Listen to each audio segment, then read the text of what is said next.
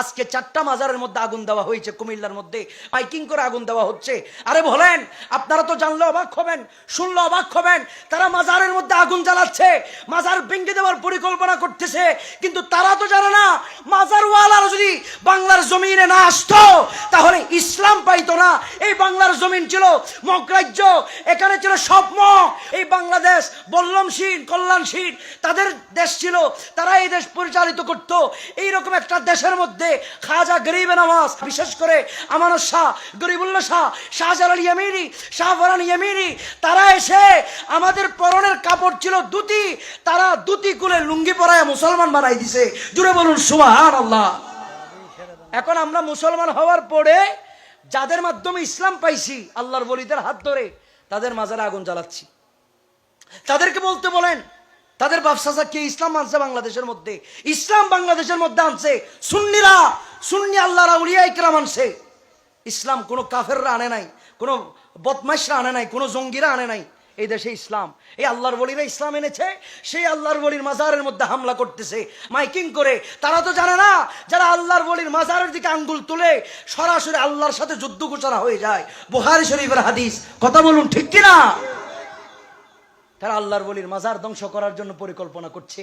কিন্তু মাজার না হলে মসজিদ হতো না, তারা জানে না।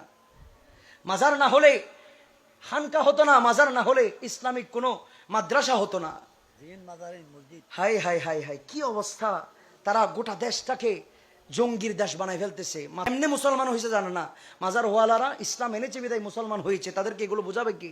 তাদের আকাবিররা তারা আছে নাকের মধ্যে তেল দিয়ে ঘুমাচ্ছে, কোনো আগা মাথা ঠিক নাই। ছেলেদেরকে বাইর করে দিছে জঙ্গিবাদ ছড়ানোর জন্য, মারামারি কাটাকাটি ফোরাফুরি এগুলো করার জন্য। আল্লাহ তাদের থেকে আমাদের দেশকে হেফাজত করুক, আমিন বলেন। দেশের বর্তমান বিহাল দশা, এই দেশটাকে ধ্বংস করার শেষ প্রান্তে নিয়ে যাচ্ছে। প্রতিদিন নানান রকমের মব সৃষ্টি করে মানুষকে হয়রানি, লাশ কবর থেকে লাশ তুলে ফুরে ফেলা। কি রকম একটা জামানার এটা! জাহেলি যুগ থেকে ভয়ঙ্কর আমাদের বর্তমান জামানা। জাহেলি যুগের মধ্যে এমন কোন রেকর্ড নাই লাশ কবর থেকে তুলে ফুরা হয়েছে, এরকম কোন রেকর্ড নাই। কিন্তু আমাদের যুগে রেকর্ড আছে, লাশ 15-20 দিন পরে কবর থেকে তুলে পুরানো হয়েছে। জাহেলি যুগ থেকে ভয়ঙ্কর জামানা হয়ে গেছে আমাদের দেশ। কি ভয়ঙ্কর একটা দেশের মধ্যে আসছি। যারা এগুলো করতেছে তাদেরকে আমরা বিনয়ের সাথে বলবো, আর কত ইসলামকে ছোট করবেন? তাদের কারণে গোটা বিশ্বের মধ্যে ইসলামকে মানুষ জঙ্গি হিসাবে প্রেজেন্ট হচ্ছে, ইসলামকে জঙ্গি মনে করতেছে। কারণ কবর থেকে লাশ তুলে ফুরে ফেলা এগুলো তো জঙ্গিদের কাজ। বাসের মধ্যে আগুন জ্বালানো, কবরের ভিতরে মাজারের মধ্যে আগুন জ্বালানো, এগুলো কি কোনো ভালো মানুষের কাজ হইতে পারে?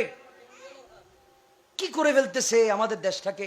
আমরা আল্লাহর কাছে দোয়া করবো, গো আল্লাহ, আল্লাহ আপনা আমাদের এই দেশটাকে নিরাপদ এবং হেফাজতে রাখুন। সকলে বলুন আমিন।